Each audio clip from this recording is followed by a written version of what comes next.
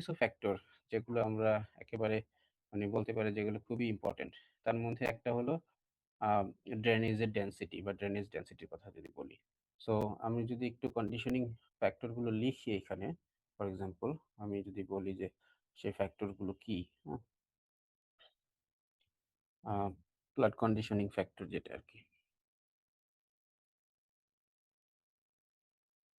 Conditioning আ factors, হ্যাঁ? তার মধ্যে একটা হতে পারে আ ড্রেনেজ ডেনসিটি, হ্যাঁ? আরেকটা হতে পারে যে আমি যদি বলি যে ফিজিক্যাল অ্যাসপেক্ট এ যদি চিন্তা করি, সেটা হতে পারে আমার এলিভেশন। কারণ এলিভেশনও আমার ফ্লাড কন্ডিশনিং এর জন্য আ গুরুত্বপূর্ণ ভূমিকা রাখে। ফিজিক্যাল যদি আরো কিছু বলি যে ফর এক্সাম্পল স্লপের বিষয়টা ইম্পোর্টেন্ট। তারপরে যদি বলি রেইনফল বা প্রিসিপিটেশন, আমরা রেইনফলই বললাম, আমাদের এখানে তো প্রিসিপিটেশন এর একটা ফর্মই বেশি দেখা যায়, রেইনফল। তারপরে যদি আমি বলি আ যে টপোগ্রাফিক ওয়েটনেস এর একটা বিষয় থাকে, হ্যাঁ? বা অনেক সময় আমরা ইনডেক্স সেটাকে নিয়ে আসি, টপোগ্রাফিক ওয়েটনেস ইনডেক্স, TWI বলি। সেটা কাজে লাগে অনেক সময়। বাট এটা সবসময় যে আম কাজে লাগে বিষয়টা এরকম না। উম স্যাচুরেটেড যদি সয়েল থাকে সেক্ষেত্রে তো সেটাকে আর আমরা সেভাবে অ্যালাউ করি না। তখন সেটার কাজে অনেক সময় নেই না আমরা এই কন্ডিশনিং ফ্যাক্টর হিসেবে। এরপরে আ LULC র একটা বিষয় আছে। যদি এটা LULC করা থাকে বেটার। সেটাকে অ্যাসেসমেন্ট এর মধ্যে নেওয়া যায় আরকি। ইভেন NDVI এর অ্যাসেসমেন্ট এর মধ্যে নেওয়া যেতে পারে। কারণ ভেজিটেশন কভার এর উপরে কিন্তু এই আ আমার ইনডেক্স এর বিষয়গুলো, আমার কন্ডিশনিং ফ্যাক্টর গুলো আ বিষয়গুলো নির্ভর করে। তারপরে হলো আমাদের আ যদি বলি যে আহ ডিসট্যান্স ফ্রম রিভার, রিভার বা স্ট্রিম, যেটা আমরা যে ড্রেনেজ ডেনসিটি পাবো, সেই জায়গার সিচুয়েশন থেকে আমার লোকেশনস গুলো কত দূরে, প্রত্যেকটা পিক্সেল আমার কত দূরে, ডিসট্যান্স ফ্রম রিভার বলতে পারি। আবার distance from a distance from যদি বলি রোড বা রোড নেটওয়ার্ক থেকে কত দূরে, সেটাও কিন্তু আবার আমার সাসেপ্টিবিলিটির জন্য সেগুলো ম্যাটার করে আসলে। তো এরকম করে এরকম ধরো ৯ টা বা ৯-১০ টা এরকম প্যারামিটার যেগুলো হচ্ছে খুবই আ কি বলে আ conditioning factor, important conditioning factor হিসেবে কাজ করে এই ফ্লাড জন্য আসলে। সো সেগুলোকে ১ম কাজ হলো সেগুলোকে প্রিপেয়ার করা। ফর এক্সাম্পল আমি ড্রেনেজ ডেনসিটি কে প্রিপেয়ার করা, এলিভেশন এর ডেটা থাকলে সেটা আ ড্যাম থেকে সেটাকে একটু আ মেজরিটি ফিল্টার দিয়ে ফর এক্সাম্পল একটু সেটাকে আ সারফেসটাকে একটু ঠিক করা, বা কোনো স্পাইক থাকলে সেগুলোকে রিমুভ করা। স্লপের ডিগ্রিটা দরকার হয়। হ্যাঁ? কত ডিগ্রি অ্যাঙ্গেলে স্লপ গুলো আছে, প্রত্যেকটা পিক্সেলের স্লপের ডিগ্রিটাকে আইডেন্টিফাই করা। সো স্লপের ডিগ্রিটাকে নিয়ে আসা ড্যাম থেকে সেটা করা যায় জানো। রেইনফলের ডেটাটাকে প্রিপেয়ার করার জন্য রেইনফলের তো পয়েন্ট ডেটা থাকে অনেক সময়, হ্যাঁ? পয়েন্ট ডেটা থাকলে আ অথবা GE থেকে যদি আমরা রেইনফলের ডেটা নামাই, সেই রেইনফলের ডেটাটাকে প্রিপেয়ার করে সারফেস তৈরি করা। টপোগ্রাফিক হোয়াইটনেস ইনডেক্স এর জন্য টপোগ্রাফিক হোয়াইটনেস ইনডেক্স এপ্লাই করা অ্যান্ড দেন সেখান থেকে সারফেস জেনারেট করা। ল্যান্ড ইউজ ল্যান্ড কভারের বিষয় তো জানোই, সেটাকে আ ভ্যালিডেশন থেকে শুরু করে সমস্ত কাজগুলো করে ল্যান্ড ইউজ ল্যান্ড কভারটাকে ঠিক করা। এনডিভিআই করছো আগে, সেখান থেকে আমরা সারফেস জেনারেট করতে পারি। তারপর ডিসট্যান্স ফ্রম রিভার এর ক্ষেত্রে যদি বাফার করতে হয়, হ্যাঁ? রিভার নেটওয়ার্ক গুলো থেকে আমরা ৫০০ মিটার, ১০০০ মিটার এমন করে বাফার করে নিতে পারি, এবং আ মোর দেন ১০০০ মিটার বা এই টাইপেরও করে নিতে পারি, হ্যাঁ? ডিসট্যান্স ফ্রম রোড এর ক্ষেত্রেও তাই বাফারিং করা লাগে। সো এই প্রত্যেকটা লেয়ার গুলোকে, ১ম কথা হলো এগুলোকে আগে ঠিক করা। এই লেয়ার গুলোকে ঠিক করতে পারলে তারপরে হচ্ছে আমরা একটা অ্যাসেসমেন্ট এর মধ্যে যেতে পারি। তো সেরকম আ ২-১ টা বিষয় আমি যেগুলো একটু তৈরি করাটা একটু ক্রিটিক্যাল হয়, সেই ২-১ টা বিষয়। যেমন ড্রেনেজ ডেনসিটিটা আমি আজকে একটু দেখাবো ১ম এই। যে ড্রেনেজ ডেনসিটিটা হয়তোবা সবার বের করতে হয়তোবা এই প্র্যাকটিসটা হয়নি অনেকের, হ্যাঁ? সেই ড্রেনেজ ডেনসিটিটা দেখে তারপরে বাকি বিষয়গুলো তো এত জটিল কিছু না যে এগুলো বের করে এগুলো নিয়ে কাজ করা আরকি, হ্যাঁ? সো আ আ আমি তাইলে ১ম এ যেটা করব আজকে সেটা হলো ড্রেনেজ ডেনসিটিটা একটু অ্যাসেস করে দেখানো।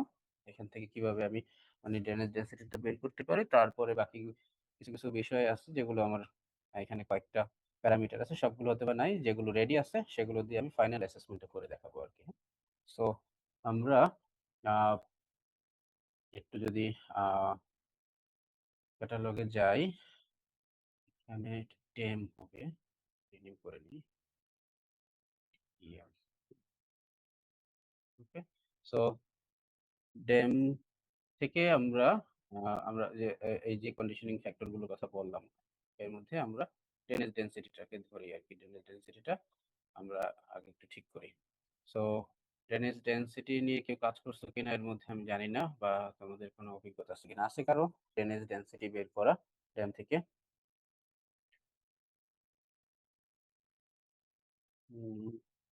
যে নেই? নেই? একটু রেসপন্স করো কেউ। মুশফিক, একটু রেসপন্স করবা, তাহলে বোঝা যাবে। আচ্ছা, এখান থেকে ধরো, হ্যাঁ, স্লোপ অ্যাসপেক্ট তো খুব ইজিলি এটা বের করে ফেলা যায়, কিন্তু ড্রেনেজ ডেনসিটিটা বের করতে গেলে একটু আমাদের একটু চিন্তা করতে হয় একটু ফার্দার। হ্যাঁ, সো এই জন্য আমি একটু ড্রেনেজ ডেনসিটিটা আমার মনে হচ্ছে যে একটু বের করে দিলে তো অনেকগুলো বিষয় তোমাদের চলে আসবে এখানে। সো আমরা ড্যাম থেকে ড্রেনেজ ডেনসিটি বের করতে পারি, অতটা খুব জটিল না, বাট একটু স্টেপ গুলো একটু ফলো করাটা উচিত।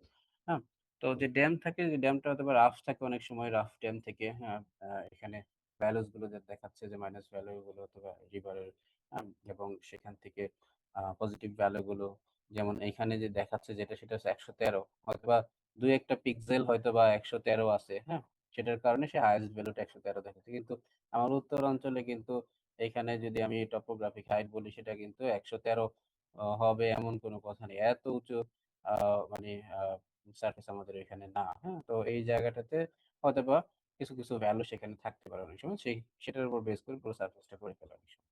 তো যাই হোক, আমাদের যে রাফ ড্যাম আছে, সেই ড্যামটাকে আমরা একটু কাজে লাগাই। আমার ওই হাইয়েস্ট ভ্যালুতে আমার সমস্যাটা হবে না তেমন, কারণ আমার ড্রেনেজ ডেন্সিটি বের করতে হলে আমার লোয়েস্ট ভ্যালু গুলোই এখানে বেশি ইম্পর্টেন্ট এই জায়গাটাতে। সো এটা করতে গিয়ে আমাদের কিছু স্টেপ ফলো করতে হবে। ফার্স্ট অফ অল আমরা একটু এর সাথে যাই, টুল বক্সে যাই। টুল বক্স থেকে আমরা এই ক্যালকুলেশন গুলো করি। আমরা একটু খেয়াল রাখবো যে ক্যালকুলেশন গুলো কি হয়।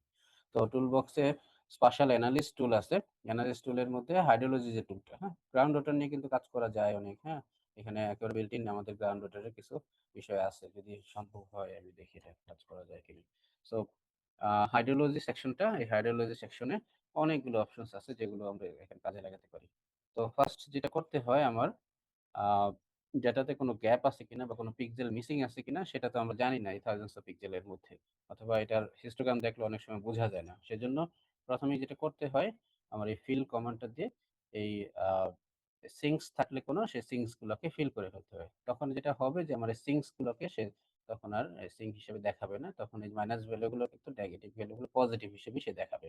ওকে, সো আমার এই ফিল কমান্ডটা আমার প্রথমে অ্যাপ্লাই করতে হবে। সো সারফেস রাস্টার হিসেবে আমি র ড্যামটাকে দিলাম এখানে, অ্যান্ড দেন আমি এখান থেকে ডেটাটাকে আমি আমার ফোল্ডারে কোথায় রাখবো সেটা ঠিক করে দিই। তার মানে ফিল হিসেবে সেটাকে রাখি। একটু খেয়াল করবো, সময় লাগে যেহেতু একটু দ্রুত যাব আমি, হ্যাঁ, আর নাহলে মানে অনেকগুলো বিষয় মানে কাজ করাটা ডিফিকাল্ট হয়ে যাবে। সো আমি প্রথমে যেটা করলাম সেটা হলো ফিল কমান্ডটা দিয়ে আমি এটাকে ফিল করে নিলাম, অ্যান্ড দেন এর সাথে কিছু করার নেই, একটু ওয়েট করতেই হবে। সো ফিল কমান্ড দিয়ে ফিল করে নিলাম আমি। এই ড্যামটা আমার এখন আপাতত এটা আমার দরকার নেই। এরপরে যেটা করতে হবে, এর পরের কাজ হলো যে আমার এখনো কিন্তু ডেটাটা র ডেটার মতোই আছে, কিন্তু এরপরে যেটা হলো আমার এখান থেকে প্রত্যেকটা পিক্সেলের আমার যে ফ্লো ডিরেকশনটা, কারণ আমার টার্গেট হলো ড্রেনেজ ডেন্সিটি বের করা, তার মানে স্ট্রিম গুলো বা ড্রেনেজ গুলোকে এখান থেকে আইডেন্টিফাই করা। সো এর পরের কাজই হবে আমার ফ্লো ডিরেকশনটাকে আইডেন্টিফাই করা। সো ফ্লো ডিরেকশন মানেই হলো যে আমি প্রত্যেকটা পিক্সেলের আসলে ফ্লোটা, যে ওয়াটার যদি সেখানে থাকে, সেটা কোন দিকে মুভ করবে অ্যাকচুয়ালি, হ্যাঁ, সেটা প্রত্যেকটার এক একটা ভ্যালু থাকবে, যে মুভ নাও করতে পারে, সেটাও কিন্তু আইডেন্টিফাই করা যায়। সো এই ফ্লো ডিরেকশনটা আমাকে আগে থেকে জানতে হবে, যে মানে প্রত্যেকটা পিক্সেলের ফ্লো ডিরেকশনটাকে বের করে নিতে হবে। সো ফ্লো ডিরেকশনের জন্য আমার যেটা দরকার সেটা হলো আমার সেই ফিল সারফেসটাকে আমি এখানে ইউজ করব, অ্যান্ড দেন আমার ফ্লো ডিরেকশনের জন্য আমি ফর এক্সাম্পল আমি এখানে ফ্লো ডিরেকশন নামে আমি একটা টিপ আমি এখানে আইডেন্টিফাই করতেছি। সো ওকে করি। ফ্লো ডিরেকশনটা দেখে এখন প্রত্যেকটা পিক্সেলের আমার আলাদা করে এখন ফ্লো ডিরেকশনের ইন্ডিকেশনটা আসবে, তার মানে প্রত্যেকটা পিক্সেলের ইন্ডিভিজুয়াল আমার ভ্যালুস থাকবে। এখন এই ডিরেকশনসটা বিভিন্ন মুখী হতে পারে, একমুখী দ্বিমুখী হতে পারে, অথবা এগুলো এক একটা দিকে সেটা মুভ করে ওই ইন্ডিভিজুয়াল পিক্সেলগুলোর ভ্যালুকে সে বাড়িয়ে দিতে পারে। এমন কিছু পিক্সেল আছে যেখানে হচ্ছে ২৮টা দিক থেকে সেই জায়গায় ফ্লো আসতে পারে। সো এরকম বিষয় আছে। ৬৪টা দিক থেকে আসতে পারে, ৩২টা দিক থেকে আসতে পারে। আবার একটা দিকে মানে কোনো দিক নাই, সে 1 দেখাবে সেখানে। সেরকম ভ্যালু আছে। একটা দিক থেকে শুধু আরেকটা পিক্সেলে যাবে, সেরকমও আছে। এরকম করে মানে ভার্সেটাইল ডিরেকশন কিন্তু সেখানে থাকবে। তার মানে ১২৮ মানে খুবই ভার্সেটাইল ডিরেকশন সেখানে থাকবে। সো এই ফ্লো ডিরেকশনের পিক্সেল গুলো আমরা জাস্ট এখান থেকে পাবো যে পিক্সেল লেভেলে সেটা ডিরেকশনটা কি। এবং এর পরে যেটা করতে হয় ফ্লো ডিরেকশনের পরেই হচ্ছে এই ডিরেকশনের ভ্যালু দিয়ে কিন্তু ফ্লো অ্যাকুমুলেশনটাকে আইডেন্টিফাই করে ফেলতে হয়। দ্যাট মিনস আসলে এই ডিরেকশনটা যেদিকে যাচ্ছে সবগুলো গিয়ে যখন কিউমুলেটিভ ওয়েতে একটা সেলের বৈশিষ্ট্যকে প্রকাশ করবে তখন সেটা অ্যাকুমুলেটিভ বা এটা ভ্যালুটা কত সেটাকে আইডেন্টিফাই করা যায় সেখান থেকে। আমি জাস্ট একটা সিম্পল ফিগার এখানে আমি জাস্ট ওপেন করে রাখছি, তোমরা যদি একটু দেখো তাহলে আমার মনে হয় ফ্লো অ্যাকুমুলেশনের বিষয়টা আমার মনে হয় এখান থেকে একটু আইডেন্টিফাই করা পসিবল হবে। সো আচ্ছা, এটাকে মনে হয় স্টপ করে নিই। এখান থেকে মনে হয় দেখা যাচ্ছে ফ্লো অ্যাকুমুলেশনের বিষয়টা দেখা যাচ্ছে না? হ্যাঁ, দেখা যাচ্ছে। তো এইটা হলো আমার ফ্লো ডিরেকশন। হ্যাঁ, এটা ওই যে ইসের আরজিএস এর ফ্লো এই ইস্যুতে আছে। সো এটা হলো ফ্লো ডিরেকশন, প্রত্যেকটা সেলের ফ্লো ডিরেকশন। কিন্তু সেটা অ্যাকুমুলেশনটা কোন দিকে থেকে কোন দিকে এসে কোন প্রত্যেকটা সেলের অ্যাকুমুলেটেড যে ভ্যালুটা সেই ভ্যালুটা কিন্তু সেখানে প্রকাশ করতে হবে। অতএব আমার ফ্লো ডিরেকশনের পরেই কিন্তু আমার এই ডিরেকশনের ভ্যালু দিয়ে আমি ফ্লো অ্যাকুমুলেশনটাকে আমি এখানে নিয়ে আসতে পারবো। এজন্য আমাদের পরের কাজ হলো এই ফ্লো ডিরেকশনের এটাকে ইউজ করে আমার ফ্লো অ্যাকুমুলেশনের ভ্যালুটাকে নিয়ে আসে। সো আমার পরের কাজ ফ্লো অ্যাকুমুলেশন। অ্যাকুমুলেশনের জন্য কিন্তু আমাকে ইউজ করতে হবে কি ফ্লো ডিরেকশনের যে রাস্টারটা সেই রাস্টারটাকে এখানে ইউজ করতে হবে। এবং এটার অ্যাকুমুলেশন রাস্টার হিসেবে আলাদা করে আমি নাম দিয়ে দিই এখানে ফ্লো ডিরেকশনের পরে অ্যাকুমুলেশন। অ্যাকুমুলেশনের আমি সংক্ষেপে লিখলাম অ্যাকুমুলেশন। এখানে আমরা ফ্লোট টাইপে আউটপুট ডাটা টাইপে রাখতে পারি, কারণ এটার ভ্যালুস গুলো কি আসে আমরা শিওর না এখন। সো অ্যাকুমুলেশনের ডাটাটা যখন পাবো তখন কিন্তু আমার বোঝা যাবে যে এটার অ্যাকুমুলেটিভ ভ্যালু গুলো আসলে কোন ধরনের আমার ফিচার তৈরি করতে পারে। এবং সেখানে কিন্তু একটু হলে বোঝা যায় জয়েন এখন। এন্ড ডিলেটটা কি দিয়েছিলেন? খেয়াল করি নাই। জয়েন ডিলিট কেন দিব? জয়েন ডিলিটের দরকার নেই। হ্যাঁ, হ্যাঁ, জয়েন ডিলিটের দরকার নেই। আম, আমি তো ডেটা জয়েন করতেছি না, জয়েন বা রিলেট করতেছি না এখানে। আমি ওইদিকে যাই নাই, আমি ভেক্টরে যাইনি। হ্যাঁ, সো ফ্লো অ্যাকুমুলেশন যেটা আমি এখানে মানে ফ্লোর অ্যাকুমুলেশনটা কিভাবে হচ্ছে সেই জায়গাটাতে আমি ফোকাস করতেছি। এবং এখানে কিন্তু কিছু কিছু জায়গায় দেখা যাচ্ছে যে ভ্যালুগুলো খুবই হাইয়েস্ট ভ্যালু। হ্যাঁ, এখানে ৪,৯৯,০০০ সামথিং ভ্যালু আসছে হলো অ্যাকুমুলেশনের ভ্যালু। সো কিছু কিছু জায়গায় খুব স্পষ্ট মনে হচ্ছে। এখন এইখানে একটা বিষয় খুব ট্রিকি, যে আসলে আমার যেই ভ্যালুস গুলো আসলো লো ভ্যালুস গুলো মানে কোনো এখানে অ্যাকুমুলেশন নাই, একেবারে lowest value 0 and then highest value আছে। কিন্তু আমার একটা সার্টেন লেভেল পর্যন্ত আমি সবগুলোকে রাখতে পারি যে আমার অ্যাকুমুলেশনের ভ্যালু আমি সবগুলোর জন্য আমি স্ট্রিম করতে পারি।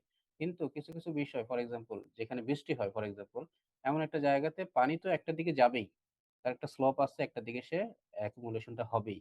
এবং এটা যদি এমন হয় যে একটা পুকুরের মধ্যে, যেমন ঢাকা ইউনিভার্সিটি বৃষ্টি হলে এই কার্জন হল এলাকার পানিগুলো কার্জন হলের পুকুরে আসবে। এটা নট যে এই পানিটা ইসেতে যাবে, কি বলে বুড়িগঙ্গাতে যাবে। হ্যাঁ, সো ওই সমস্ত ক্ষেত্রে হয় কি আমাকে এই পুরো এরিয়ার ক্ষেত্রে যদি চিন্তা করি কিছু কিছু পানি কিছু কিছু মানে ফ্লো এটা হচ্ছে একেবারে যে স্ট্রিম তৈরি করবে বা স্ট্রিমে সেটা কন্ট্রিবিউট করবে নট নেসেসারিলি। এই জন্য আমাকে একটা কাট অফ ভ্যালু ধরে নেওয়াটা বেটার।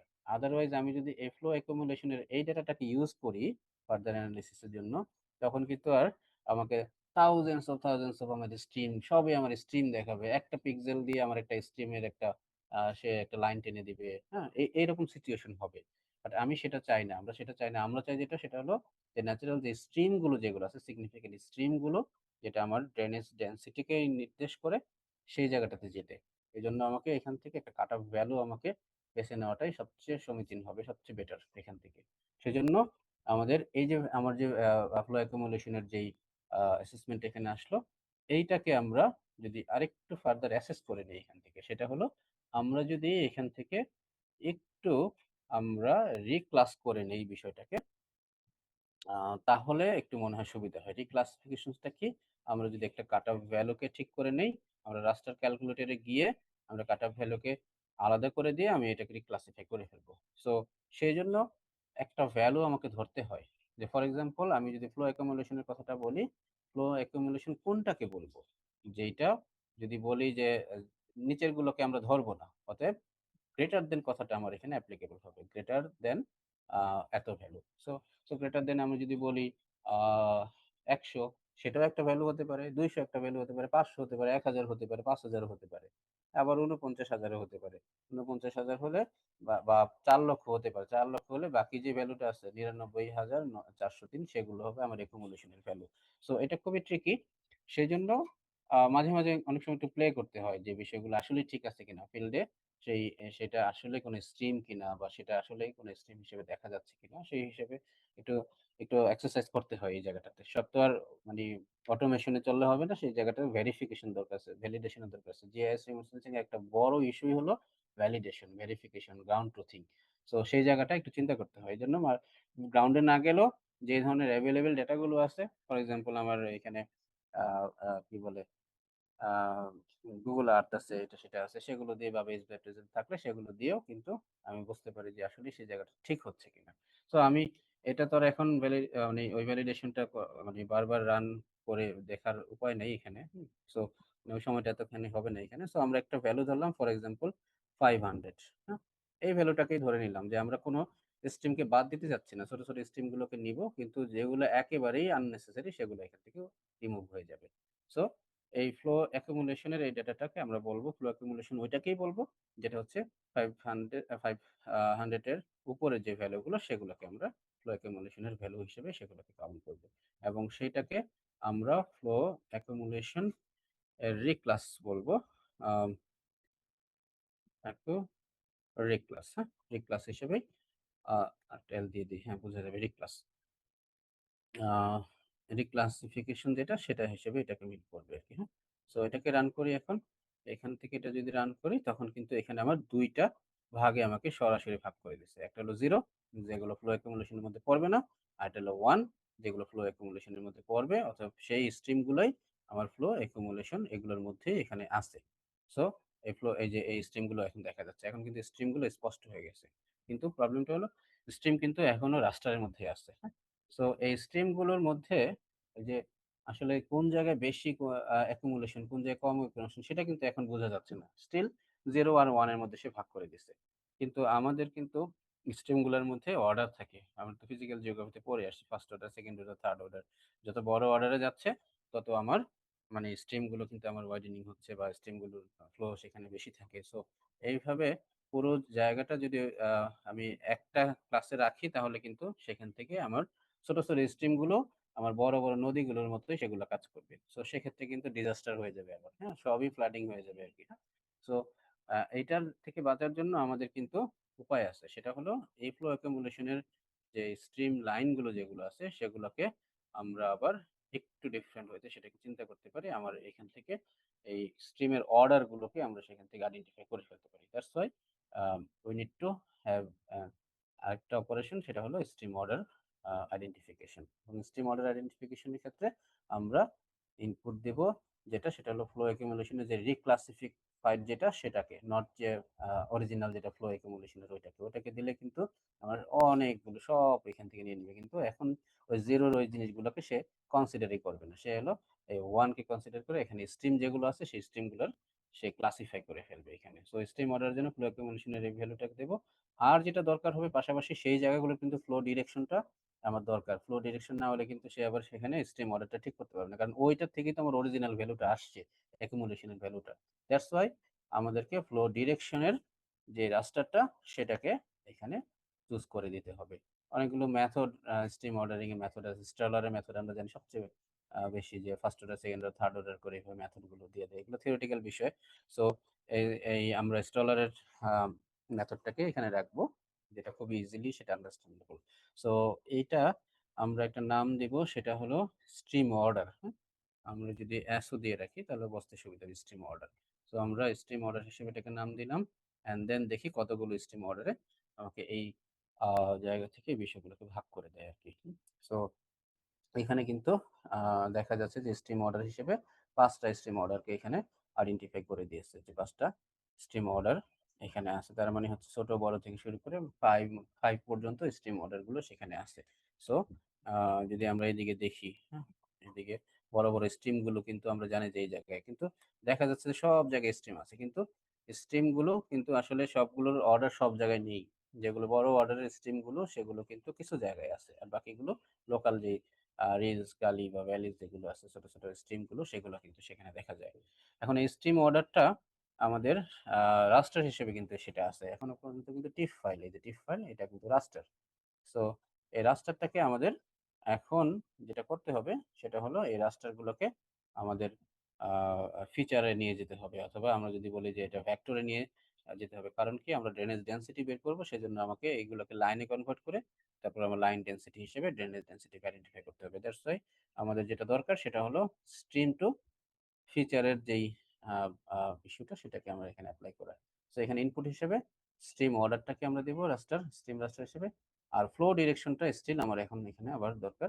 কারণ আমি এখানে আ যখন আমি স্ট্রিমটাকে ফিচারে নিতে যাচ্ছি, তো ফিচারগুলোর কিন্তু আলাদা করে সে ক্লাসিফিকেশনটা সেখানে করে দিবে এবং কোত্থেকে করবে? সে আমার ফ্লো ডিরেকশনের যে ডেটাটা যেটা সে জেনারেট করেছিল ফ্লো ডিরেকশনের সেইটাকেই কিন্তু সে এখানে আবার ইউজ করবে। সো স্ট্রিম অর্ডারটার সাথে ফ্লো ডিরেকশনটাকে আমাকে দিয়ে দিতে হবে এখানে। অ্যান্ড দেন আমরা সেটাকে এখন কিন্তু আর ওই ডেটাবেসটাকে দেখাচ্ছে না আদার যেগুলো তৈরি করলাম। কারণ এটা হচ্ছে এখন ফিচার ক্লাস হয়ে যাচ্ছে। তার মানে ভেক্টর হয়ে যাচ্ছে এখানে। এবং সেটাকে আহ আম স্ট্রিম টু আমরা বলতে পারি ফিচার, হ্যাঁ? স্ট্রিম টু S2F যদি বলি, স্ট্রিম টু ফিচার সেই হিসাবে আমরা এটাকে সেট করি এবং আমরা স্ট্রিম টু ফিচারে চলে যাই। এই রাস্টারটাকে ভেক্টরে সে কনভার্ট করে ফেলবে। এখন যে ভেক্টরে কনভার্ট করে ফেললে এখানে কিন্তু different type of stream to feature এখানে আছে। এবং এই স্ট্রিম টু ফিচার গুলোকে আমরা এইখানে যদি একটু অ্যাট্রিবিউটটা দেখি, সেখানে কিন্তু আমার গ্রিড কোড এই যে ১, ২, ৩, ৪, ৫ এইভাবে করে কিন্তু আছে, যে বিভিন্ন টাইপের আছে। কিন্তু একেকটা পলিগন একেকটা আম ৪ গেল ৫ আছে এটার মধ্যে, হ্যাঁ? সবগুলো ১ থেকে ৫ পর্যন্ত সবই আছে। সব টাইপেরই এখানে আছে স্ট্রিম অর্ডার গুলোকে সেই যে ক্লাসিফিকেশন ছিল সেই অনুসারেই কিন্তু এখানে সে ভাগ করে ফেলছে। এখন এইখানে একটা কালার মনে হচ্ছে যেন একটা কালার আছে। আসলে সেটা না। একটা কালার বলতে আমি এখানটার ক্লাসিফাই করে সেখানে দেখাচ্ছি না। সো আমার আপাতত দরকার নেই সেই ক্লাসিফিকেশন করে সেগুলোকে বের করার। এখন যেটা করতে হবে, এগুলো কিন্তু লাইন হয়ে গেছে এখন। একেকটা লাইন হিসেবেই সেখানে কিন্তু অলরেডি চলে আসছে। তার মানে এখন এই যে স্ট্রিম অর্ডার গুলো যেগুলো আছে সেই লাইন ফিচার গুলো থেকেই আমার আসলে ড্রেনেজ ডেনসিটিটাকে বের করে নিতে হবে। সো এই যে মানে একেবারে ইসেতে গেলে দেখা যায় যে আসলে এখানে কিন্তু লাইন হয়ে গেছে। এখানে কিন্তু আর এই পলিগন সরি আমার কিন্তু আ রাস্টার হিসেবে কিন্তু সেগুলো নাই। আমি সেটাকে ক্লাসিফাই করে নিতে পারি যদি চাই। এখানে প্রপার্টিস এ গিয়ে আমি ক্লাসিফাই করে দেখতে পারি একেকটার সিচুয়েশন কি। আমি যদি ৫ টার ক্লাসও যদি দেখি যে এখানে কি ধরনের ক্লাস তৈরি হয়েছে সেটাও কিন্তু এখান থেকে আইডেন্টিফাই করা পসিবল হয় আরকি, হ্যাঁ? যদি ক্যাটেগরিক্যালি সেগুলাকে এট অল ভ্যালুস দেই, সবগুলো ভ্যালুকে সে এখানে আ ইউনিক ভ্যালুগুলোকে সে আইডেন্টিফাই করবে আরকি, হ্যাঁ? এবং একেকটার যে একেক রকম আর্ক আইডি হিসেবে সেই লেভেল হিসেবে সেটা করে রাখছে। ওইদিকে আমার আপাতত যাওয়ার দরকার নেই। আমার যেটা দরকার এখান থেকে সেটা হলো আমার এই লাইন ডেনসিটি। তার মানে ইন্ডিভিজুয়াল লাইনগুলোর একেকটা করে কিন্তু ডেনসিটি বা একেকটা কিন্তু ভ্যালু আছে। সেই ভ্যালুটাকে বেস করেই আসলে এই আ ড্রেনেজ ডেনসিটিকে আইডেন্টিফাই করা যায়। এজন্য আমার এই হাইড্রোলজির সেকশন থেকে বের হয়ে ডেনসিটির একটা সেকশন আছে স্পাশাল অ্যানালিস্ট টুলে। এটা হয়তোবা কেউ ইউজ করে থাকতে পারে অলরেডি। এই ডেনসিটির সেকশনে গিয়ে আমরা কিন্তু এই লাইন ডেনসিটিটাকে এখানে ইউজ করতে পারি। সো লাইন ডেনসিটি ইউজ করতে গেলে আমার পলিলাইন ফিচার লাগবে, যেটা আমরা স্ট্রিম টু ফিচারটাকে আমরা পলিলাইন হিসেবে সেটাকে নিয়ে নিচ্ছি এবং সেটা আমরা আউটপুট রাস্টার হিসেবে আমরা এই লাইন ডেনসিটিটাকেই আমরা আলটিমেটলি ড্রেনেজ ডেনসিটি হিসেবে সেটাকে বলতে পারি। সো সেটাকে আমি রাখলাম ড্রেনেজ ডেনসিটি হিসেবে এবং এইখানে একটা ইস্যু থাকে, সেটা হলো আমার এনভায়রনমেন্টটা কতটুকু পর্যন্ত সে এটাকে কাভার করবে। সো এনভায়রনমেন্টের ক্ষেত্রে যেটা হয় যে আমাকে কিন্তু একটা জিওগ্রাফিক্যাল এরিয়া বলে দিতে হবে। আদারওয়াইজ যে প্রবলেমটা হবে, এখানে যে ওপেন জায়গাগুলো একটা বক্সের মধ্যে করে সে পুরোটাকে তখন এনালাইসিস করা শুরু করবে। সো সেটার জন্য আমরা একটা স্টাডি এটা যদি বলি যে আ রংপুর ডিভিশনটাকে যদি এখানে নিয়ে আসি এটার শেপ ফাইলটা। সো এই শেপ ফাইলটা থেকেই আমরা আসলে এইখানে এনভায়রনমেন্টটাকে সেট করে দেবো। হ্যাঁ, এনভায়রনমেন্টটা সেট করতে গেলে প্রসেসিং এক্সটেন্টটাকে সেট করতে হয়, এবং এক্সটেন্ট হিসেবে আমরা রংপুর ডিভিশনের লেয়ারকে বলে দিলাম। আর এরপরে আমরা রাস্টার অ্যানালিসিস গিয়ে, যেহেতু রাস্টার ফাইল হিসেবে সেটা আসবে, মাস্ক হিসেবে আমার রংপুর ডিভিশনটাকে দিয়ে দিলেই হলো। ওকে, আমি ওকে করি। সো এখন যদি সব ঠিক থাকে, ফাইন, আমরা ওকে করি, দেন হচ্ছে এখান থেকে ড্রেনেজ ডেন্সিটিটা বের হয়ে আসবে। সো এই হলো আমার ড্রেনেজ ডেন্সিটির আইডেন্টিফিকেশন। সো বিষয়গুলো ছোট ছোট বিষয়, বাট মাল্টিপল, মানে 4-5টা 5-6টা স্টেপ ফলো করতে হয় এখানে। হ্যাঁ, সো এই ফলো করে আমরা ড্রেনেজ ডেন্সিটিকে আইডেন্টিফাই করতে পারি। সো আই হোপ যে যে কোনো জায়গার ড্রেনেজ ডেন্সিটি এখন তোমরা অ্যাসেস করতে পারবা, আইডেন্টিফাই করতে পারবা। ওয়াটারশেডটাও এখান থেকে করা পসিবল হয়।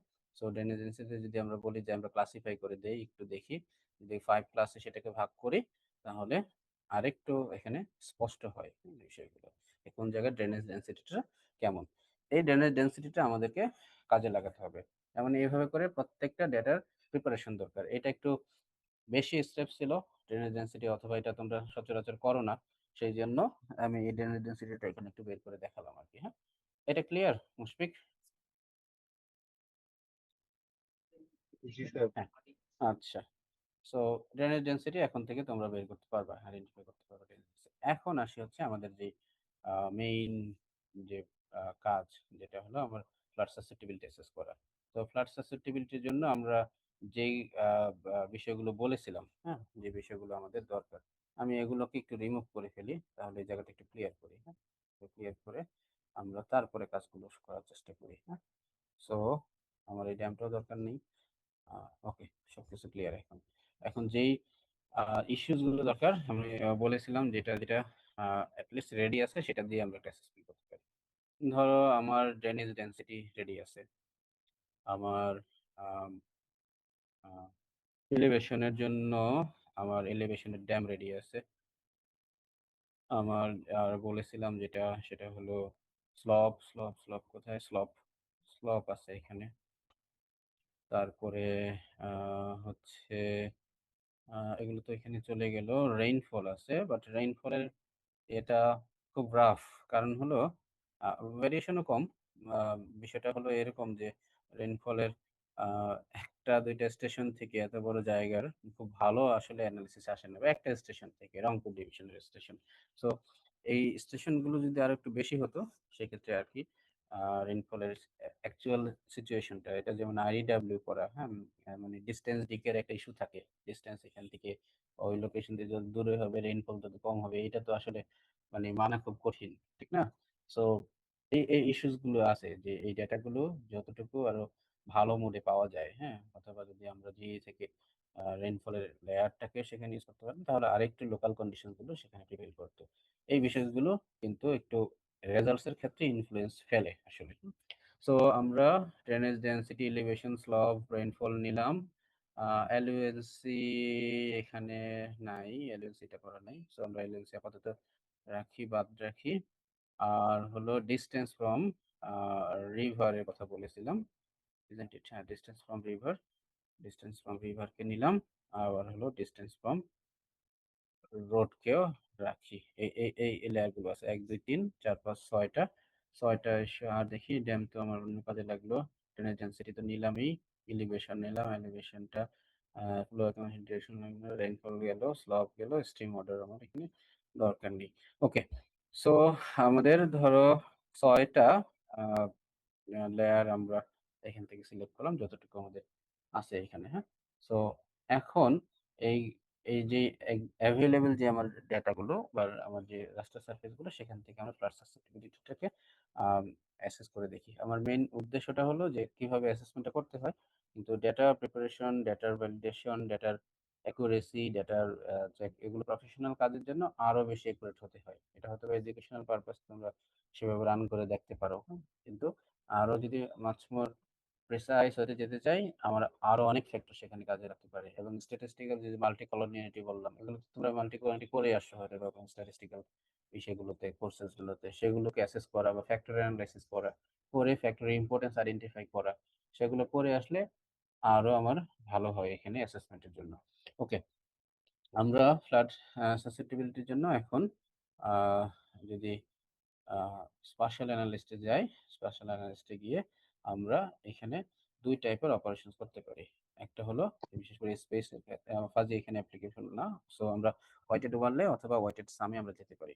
কিন্তু তার আগে যে বিষয়গুলো সেটা হলো আমরা এই অ্যাসেসমেন্টের জন্য যখন আমরা ওয়েটেড ওভারলেতে অথবা ওয়েটেড সামে যাব, কারণ আমরা প্রত্যেকটা ইন্ডিভিজুয়াল যে পিক্সেল, সেই ইন্ডিভিজুয়াল পিক্সেলের এটা ওয়েটেড ওভারলে হতে পারে, ওই ইন্ডিভিজুয়াল পিক্সেলের ওয়েটেড সাম একটা ভ্যালু আসতে পারে। সেই ভ্যালুই আমার যেকোনো একটা ক্লাসিফিকেশনকে সে নির্দেশ করবে। মানে ইদার যেকোনো একটা ক্লাসিফিকেশন, মানে ২ টা ক্লাসিফিকেশন এরকম কখনো হবে না। মানে ২ টার মধ্যে পড়বে না। সো তার আগে আমাদের কিছু ডেটা প্রিপারেশনের বিষয় আছে। সেটা এই আ ইস্যুস গুলোকে আগে রিজলভ করে নিতে হবে। যে আমার ফ্যাক্টর গুলো আছে সেই ফ্যাক্টর গুলোতে একটা কাজ করতে হবে, সেটা হলো আমার রিক্লাসিফিকেশনসটা করে নিতে হয় অথবা রিক্লাস করে নিতে হবে প্রত্যেকটা লেয়ারকে বা প্রত্যেকটা সারফেসকে। এবং সেই রিক্লাসিফিকেশনসটার জন্য আমার প্রত্যেকটা ইস্যুস গুলাই আমার ইম্পোর্টেন্ট এখানে। সো রিক্লাসের জন্য আমি একটু ফার্স্টের আগাই। যেটা করতে হবে সেটা হলো আমার একটা, একটা করে ক্লাস্টার ধরতে হবে যে এটাকে কিভাবে রিক্লাস করব। ফর এক্সাম্পল আমি যদি ড্রেনেজ ডিস্ট্রিক্ট থেকে ধরি। এখন এই ড্রেনেজ ডিস্ট্রিক্টে অনেকগুলো ক্লাসিফিকেশন সেখানে দেখাচ্ছে ৭-৮ টা ক্লাসিফিকেশন। আমাদের যদি মেইন টার্গেট থাকে যে হ্যাঁ, আমি ফ্লাড সাসেপ্টিবিলিটিটাকে আমি কয়টা ক্লাসে ভাগ করব, সেটাকে আগে ডিসিশন নিতে হবে।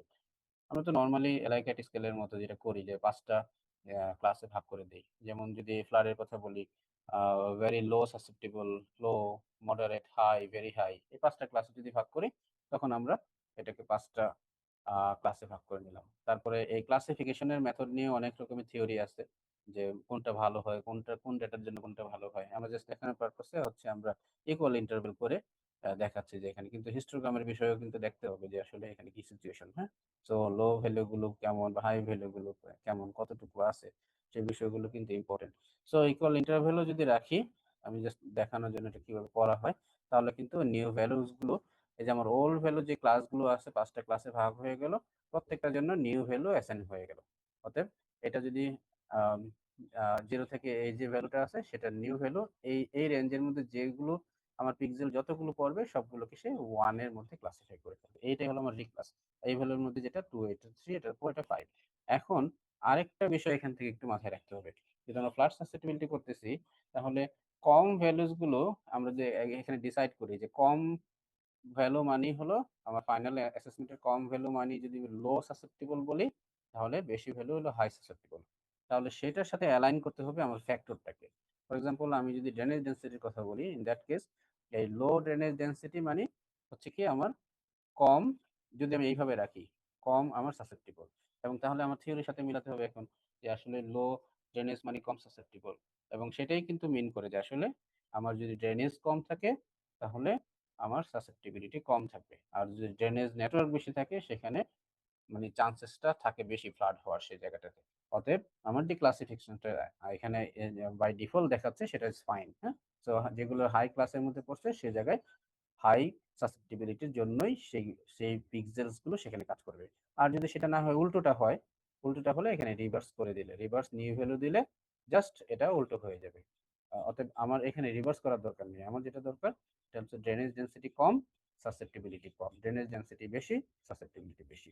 এই হিসেবে এটাকে রেখে এখন আমি সেটাকে রিক্লাস করে ফেলবো। রিক্লাসের জন্য একটু আলাদা একটা ইয়ে নিই। আ এই ক্লাসের জন্য আলাদা ফোল্ডারে রাখি সেগুলোকে। এটা হলো ড্রেনেজ ডেনসিটি। ওকে? ড্রেনেজ ডেনসিটি রিক্লাস সোজা কথা। হ্যাঁ? সো এইটাকে আমি এখন ডিক্লাস করে ৫ টা ক্লাসিফিকেশনে আমি ড্রেনেজ ডেনসিটিকে ডিক্লাস করে ভাগ করে ফেললাম। এই যে এখন পুরো সারফেসটা মানে ৫ টা ক্লাসের মধ্যেই আ এটাকে আলাদা হয়ে গেছে, এটা ভাগ হয়ে গেছে এখানে, হ্যাঁ? ওকে? সো এটা একটা বিষয়। আমরা রিক্লাসটা করলাম। এখন ঠিক এইভাবে করে প্রত্যেকটা আ আ ইসেকে আমাকে আলাদা করে রিক্লাস করে ফেলতে হবে। আমাকে রিক্লাস হিসেবে ভাগ করে ফেলতে হবে। একটা গেল drainage density, and then the next one would be uh uh কি বলে? আমার এলিভেশন হতে পারে। এলিভেশন, এলিভেশন নিয়েও যদি এখন চিন্তা করি, তাহলে আমার এলিভেশন আ এখানে যেভাবে ডেটাটা আছে যে ৫ টা ক্লাসে ভাগ আছে, কিন্তু এই জায়গার অ্যালাইনমেন্টটা ঠিক আছে কিনা সেটাও দেখে নিতে হবে। এলিভেশন কম হলে আমার এখানে সাসেপ্টিবিলিটি কেমন হবে? এটা একটা ইস্যু। তার মানে এলিভেশন যদি বেশি হয় তাহলে সাসেপ্টিবিলিটি কম হবে। তার মানে আমার এখানে এটা রিভার্স হয়ে যাবে। তার মানে এলিভেশন কম, সাসেপ্টিবিলিটি বেশি। এলিভেশন বেশি তার মানে আমার জেড ভ্যালু বেশি, সাসেপ্টিবিলিটি কম। সো আমি এটাকে এই জন্য রিভার্স করে দিলাম। আর সেই জন্য আমার এখানে ড্রেনেজ ডেন্সিটির পরে আমার এলিভেশনটা আমার এখানে নিয়ে নিতে হলো, রিক্লাস করে ফেলতে হলো এই জন্য। সো আমি এটাকে রিক্লাস করে ফেললাম, আমি 5টা রিক্লাসে সেটাকে ভাগ করে ফেললাম। হ্যাঁ, ওকে ফাইন। আচ্ছা, এরপরে আমার রিক্লাসিফিকেশন আসবে কি? রিক্লাসিফিকেশনে আমি আরেকটাকে নিয়ে আসতে পারি, এলিভেশন ড্রেনেজ ডেন্সিটি গেল। এরপরে আমি স্লপটাকে চিন্তা করতে পারি যে আমার স্লপের ভ্যালুগুলো কি হবে। এটাকে আমি ক্লাসিফাই করি সেই 5টাতে করতে হবে, 5টাতেই রাখা উচিত। আমি ন্যাচারাল ব্রেকসের নামে ইকুয়াল ইন্টারভাল করলাম এবং এই 5টাতে ভাগ করলে এখন চিন্তা করতে হবে স্লপ। স্লপ যদি বেশি হয় তাহলে কিন্তু পানিটা তাড়াতাড়ি করে ওইখান থেকে রিমুভ হয়ে যাবে, সরে যাবে, ডাউন স্ট্রিমে চলে যায়। আর স্লপ কম হলে সেখানে পানিটা স্টে করতে পারে। তাহলে এই জায়গাটা কি দাঁড়ালে, এই জায়গাটা কিন্তু রিভার্স হয়ে যাবে। স্লপ বেশি মানে স্লপ কম, সাসেপ্টিবিলিটি বেশি। স্লপ বেশি, স্লপের অ্যাঙ্গেল বেশি, সাসেপ্টিবিলিটি কম। এটাই আমাকে এখানে নির্দেশ করে। সো এই জন্য আমি স্লপটাকে রিভার্স করে দিলাম। স্লপ হিসেবে আমি আলাদা করে রিক্লাসিফাই করে আরেকটা ডাটা এখান থেকে জেনারেট করলাম। ওকে, এরপরে আসে কি? এরপরে রিক্লাসিফিকেশনে আমি যদি বলি স্লপ চলে গেল রেইনফল। রেইনফলটা আমি আগেই বলেছি রেইনফলটার অল্প একটা ভ্যালু দিয়ে করা, অতএব এটা নিয়ে আমি খুব স্যাটিসফাইড না আসলে। রেইনফলটা নিয়ে একেবারে ডিস্যাটিসফ্যাকশন আমার এই ডাটাটা নিয়ে কাজ করা, বা তারপরে দেখানোর জন্য আমি বলি যে আরো ডাটা এখানে থাকলে ভালো হতো। সো রেইনফল যদি কম হয় সাসেপ্টিবিলিটি কম, দ্যাট ইজ মানে মানে ইন জেনারেল এটা আমরা বুঝি। আর রেইনফল বেশি হলে সাসেপ্টিবিলিটি বেশি। এটা যেভাবে আছে ঠিক সেভাবে থাকাটাই বেটার, বাট আমরা জাস্ট 5 ক্লাসে ভাগ করে ফেললাম এটাকে। সো এইখানটাতে আমরা যেটা করতে পারি সেটা হলো রেইনফল। রেইন লিখে রাখি, আমি সংক্ষেপে করতেছি সবগুলো। হ্যাঁ, রেইনফল। ওকে, সো এটাকে আমি আরেকটা রিক্লাসে ভাগ করে ফেললাম। তো রিক্লাসিফিকেশন এখন দেখা যাচ্ছে যে এই যে কি সিচুয়েশন তৈরি হয়েছে। হ্যাঁ, সো এগুলো হয়তো বা বড় ফ্যাক্টর হিসেবে কাজ করতে পারে, এত জেনারেলাইজেশনটা বেশি হয়ে গেছে এখানে। বাট তারপরে বোঝার জন্য আমরা ক্লাসগুলো করতেছি। সো এরপরে আর কি আছে আমার? আমার রেইনফলের পরে direction, distance from river. Distance from রিভারের ক্ষেত্রে আমার ভ্যালুগুলোকে আগে 9টা ক্লাসে ভাগ করে তারপর লজিকে যাই। সো ডিসটেন্স ফ্রম রিভারে যদি আমি চিন্তা করি যে ভ্যালুসগুলো যেগুলো আছে সেগুলো ডিসটেন্স রিভার থেকে ডিসটেন্স কম হলে সাসেপ্টিবিলিটি বেশি, আর ডিসটেন্স যদি বেশি হয় সাসেপ্টিবিলিটি কম। সো এই জন্য আমার এটাকে রিভার্স করে দিতে হবে আর কি ভ্যালুটাকে। সো ডিসটেন্স কম, সাসেপ্টিবিলিটি বেশি। তার মানে যেখানে ড্রেনেজ ডেন্সিটি বেশি বা তবে যেখানে রিভার বেশি, রিভারের নেটওয়ার্ক বেশি যেখানে, সেই জায়গাতে ডিস্টেন্সটা যেখানেই কম সেই জায়গার ভ্যালুসগুলো, সেই পিক্সেলগুলো সে হাই সাসেপ্টিবল ভ্যালুটাকেই সে ক্যারি করবে আর কি। সো এটা হলো ডিস্টেন্স ফ্রম রিভার। হ্যাঁ, ডিস্টেন্স আর রিভার লিখি, distance from river. Distance from river হিসেবে সেটাকে আমি রাখলাম। এটা আমার আরেকটা ক্লাসিফিকেশন হলো। অ্যান্ড দেন প্রবাবলি ফাইনালি আমাদের ডিস্টেন্স, এগুলো তো হলো সব না, 1 2 3 4 5টা হয়েছে, 1 2 3 4 5 থাকে হচ্ছে distance from road. So distance from রোডকে আবার আমি 9টা ক্লাস থেকে 5টা ক্লাসে নিয়ে নিই, কারণ 5টা হিসেবে আমরা কিন্তু ওই ফাইনাল অ্যাসেসমেন্টটা চাচ্ছি, এই জন্য 5টা ক্লাসে ভাগ করছি। 4টা চাইলে 4টা করেই করতে হবে এবং সবগুলো একই রকম হতে হবে, যে 4টা প্লাস 4টা, সরি, সবগুলো একরকম হতে হবে না। অনেক কিছু আছে যেগুলো আমার কোনো ভ্যালুই সেখানে থাকে না, সেখানে যে কয়টা অ্যাপ্লিকেবল সে কয়টা করলেও হবে। বাট এটা 5 মানে যেটা আমার হাইয়েস্ট লিমিট সেটার বাইরে না যাওয়া বা না দেওয়াটাই বেটার। অনেক অনেক ভ্যালু থাকবে ওই ক্লাসের মধ্যে পড়বেই না। হ্যাঁ, সেই ক্ষেত্রে কিন্তু আমরা সেভাবেই চিন্তা করতে পারি। অনেক সময় হ্যান্ডিক্যাপ ইউজ করতে হয় অনেক জায়গায়, সেই ক্ষেত্রে সেইভাবে আমার অ্যাডজাস্টমেন্টটা করে নিতে হবে। ওকে, আর distance from road, distance from রোডের ক্ষেত্রে যেটা হয় যে আমার রোডের কাছাকাছি ভ্যালু মানে সেটা আরো আরো বেশি সাসেপ্টিবিলিটি সেখানে বাড়িয়ে দেয়, আর রোড থেকে দূরে যদি হয় সেক্ষেত্রে সাসেপ্টিবিলিটি কমায় দেয়। সেক্ষেত্রে বন্যা না হয় সেখানে বর্ষা হতে পারে, লাইক এরকম সিচুয়েশন আমরা চিন্তা করতে পারি। সেক্ষেত্রে আমাদের এই সিচুয়েশনটা ফাইন, যে দূরে কম। সো সেই জায়গাটাতে আমরা লাস্ট যেটা সেটা হলো distance from road. Distance from road হিসেবে আমরা লাস্ট রিক্লাসিফিকেশনসটা এখান থেকে করে নিলাম। সো আমার রিক্লাসিফিকেশনসটা রোডের নেটওয়ার্কটা অথবা অত বেশি না, সেজন্য হয়তো একটু বিক্ষিপ্তভাবে সেগুলোকে দেখাচ্ছে। সো রিক্লাস হয়ে গেল। রিক্লাস স্যার হওয়ার পরে রোডেরটা এখন বুঝিনি যে রোড থেকে দূরে হলে আমার সাসেপ্টিবিলিটি আমার কমে যাচ্ছে। হ্যাঁ? এটার মানে পার্সপেক্টিভটা এরকম, মানে আমি যে ১ম এ বললাম না, একটা পার্সপেক্টিভ ঠিক করতে হবে যে আমার সাসেপ্টিবিলিটিটাকে আমি কিভাবে দেখতেছি। হ্যাঁ? সো আমি যদি চিন্তা করি যে হ্যাঁ, আমার রোডের কাছে সব বাড়িঘর আছে বা রোডের মধ্যে বাড়িঘর থাকতে পারে, অথবা রোডগুলো ডুবে যেতে পারে। হ্যাঁ? এটা যদি চিন্তা করি তাহলে রোডের কাছাকাছি আমার ডিসট্যান্স, মানে রোডের ওই বিষয়গুলোকে আমি সাসেপ্টিবিলিটির মধ্যে বেশি আনবো। আর রোড থেকে বেশি অ্যাওয়ে অথবা একেবারেই লোকালয় থেকে দূরে সেই জায়গাগুলোকে আমি কম সাসেপ্টিবল হিসেবে সেখানে দেখাবো আরকি। আবার ভালনারেবিলিটির দিক থেকে চিন্তা করলে কিন্তু বিষয়গুলো উল্টো হবে। সেই বিষয়গুলো আবার অন্যভাবে আসতে হবে আরকি। হ্যাঁ? সো এইটা হলো আগে থেকেই প্রত্যেকটা ক্রাইটেরিয়ার জন্য আমি আমার ভ্যালুস গুলোকে কিভাবে আমি দেখতেছি, আসলে আমার লজিকটা কি, হ্যাঁ? সেটাকে সেট করে নিতে হবে। ক্লিয়ার? ওকে? ক্লিয়ার কি না? বলতে হবে তো ক্লিয়ার না? বা ক্লিয়ার? হ্যাঁ স্যার বুঝছি। আচ্ছা, হ্যাঁ, বলতে হবে। রেসপন্স করতে হবে তো এট লিস্ট, হ্যাঁ? তাহলে আমি বুঝবো কিভাবে যে ঠিক আছে কিনা। ওকে। সো এরপরে আমরা ওয়েটেড সাম বা ওয়েটেড ওভারলে দিতে পারি। আমরা যদি ওয়েটেড সাম দিয়ে শুরু করি, একই কথা, মানে খুবই সিম্পল, মানে ডিফারেন্সটা খুবই সিম্পল, আমি পরে দেখাচ্ছি। এই ক্ষেত্রে যেটা করতে হবে, সেক্ষেত্রে আমার প্রত্যেকটা ইনপুট রাস্টার গুলোকে আমার এখানে অ্যাড করতে হবে, এবং ইনপুট রাস্টার হিসেবে আমার, যদি আমরা আগে পরে হলে কোনো সমস্যা নেই, আমরা যদি সিরিয়ালি যাই, যেটা করেছিলাম প্রথমে, drainage density, elevation, and then হলো আমার স্লপ, হ্যাঁ, অ্যান্ড দেন হলো আমার রেইন, অ্যান্ড দেন হলো আমার রিভার, আর হলো রোড।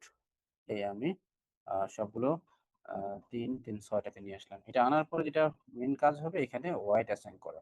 এবং ওয়েট গুলো আমি আগে বলেছি যে ওয়েট গুলো আমরা এসপি দিয়ে করতে পারি, অথবা আমরা পিসিএ করতে পারি, অথবা আমরা এখানে মেশিন লার্নিং ইউজ করতে পারি।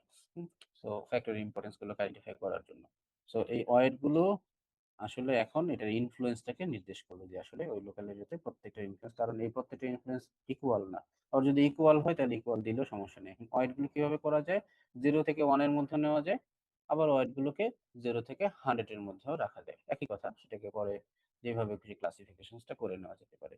সো আমরা যদি এটাকে 100 ই যদি ধরি, তাহলে আমরা একটু যদি ওয়েট গুলোকে অ্যাসাইন করি এখানে। ফর এক্সাম্পল, আমার ওয়েট আ কত আমি দিতে পারি? ফর এক্সাম্পল, ড্রেনেজ ডেনসিটি একটা বড় ইস্যু।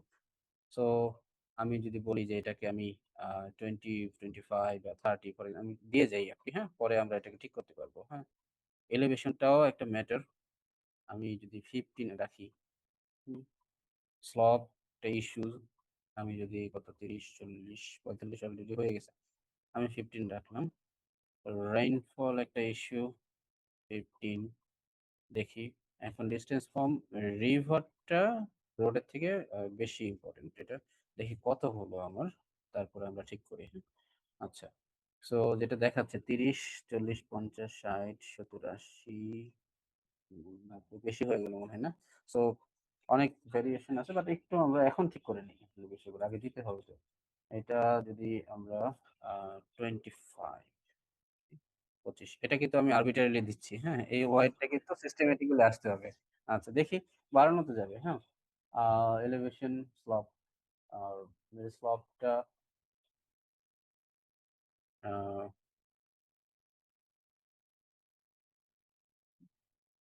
কত হলো? 20, 20, 40, 50, 60, 70, 80, 90, 95 না? এখন কত? 20, 20, 40, 50, 60, 70, 80, 90, 100, 100 হয় এখন? হুম? 100, 60, 70, 80, 90, 100, আচ্ছা। এখন এখানে আমরা রোডটাকে ধরো আমি যদি 5 করি, তাহলে এখানে আমি এটাকে 15 করতে পারি। 15, বাট এটা আ কম ইম্পোর্টেন্স টাইমে। ওকে। সো এটা খুব ট্রিকি। এজন্যই আমাকে একটা ওই যে ওই আ বড় প্রসিডিউর একটা সার্ভেতে যেতে হয়, হ্যাঁ? মানে সার্ভেটা করে সেটার রেজাল্টটাকে এখানে আমার কিন্তু এপ্লাই করতে হয়। একেবারে মানে ইন ওয়ান গো তে এগুলো দেওয়াটাও ঠিক না। হ্যাঁ? আমি আগে বললাম ওয়ান গো তে দেওয়াটা খুব মানে মানে অথেন্টিক হয় না অনেক সময়, সত্যি কথা যেটা আরকি।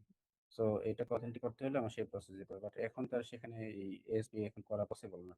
সো আমরা যে এস্টিমেটেড ভ্যালু গুলো যেগুলো আমরা টেন্টেটিভ, হ্যাঁ, যেটা দিলাম সেটার উপর বেস করে দেখি যে আসলে এটার আউটকামটা কি হয় বা কেমন আসে। আই ডোন্ট নো মানে এটা কেমন আসবে এখন। সো এটা হলো তাহলে flood susceptibility and susceptibility. Final flood সাসেপ্টিবিলিটিটা এখন আমরা এখান থেকে দেখতে পারি। আমরা একটু ওকে করি দেন দেখি সাসেপ্টিবিলিটিটা কেমন আসে এখানে। সো বাকিগুলোকে একটু অফ করি আগে। স্লো elevation কিছু আছে ডিস্টেন্স ফাংশন ওবি আছে এখানে এটা উঠাই দেই Then,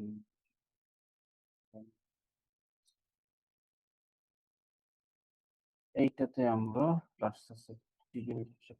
এখন আমরা সেটাকে পুরোটাকে স্ট্রেস হিসেবে নিয়েছে 5টা ক্লাসে আমরা ভাগ করে নিলে ইকুয়াল ইন্টারভালে যদি করি এখানে পুরো সাম মানে ভ্যালুস গুলোকে সো